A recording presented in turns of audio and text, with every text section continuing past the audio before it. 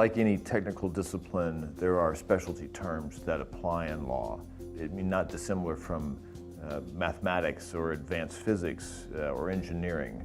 The reason why this is an issue is that, unlike those other disciplines like physics, legal language affects non-specialists all the time because people are involved in lawsuits, or they have to read contracts, or they have deeds on their house, and the language is embedded in all those documents, and it's hard to understand, and it's often frustrating for lay people to encounter this kind of language because it affects their lives directly, unlike, for example, quantum physics, which most people can ignore safely. So this leads to a great deal of frustration with clients and lay people who are, interacting with the law perhaps for the first time. And it's an understandable frustration. There's certainly been a great deal of effort to modernize and use plain language in law to reduce this sort of barrier between the lawyers and the documents and the people who have to utilize them.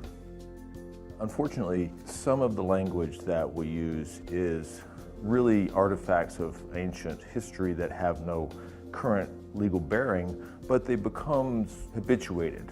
Attorneys will use the same words over and over, sometimes not realizing that they're not necessary because they're anxious that if they leave out one of the words, it might have some impact on the effectiveness of the document, when in fact it has no meaning whatsoever. The best example of this goes back to 1066, when William the Conqueror became the first Norman king of England. And with the arrival of the Norman French, French became the language of court, and so the lawyers had to adapt to use a French word so that the court would understand, and an Angle word for their clients to understand. So, for example, when you see at the head of a will, it says will and testament.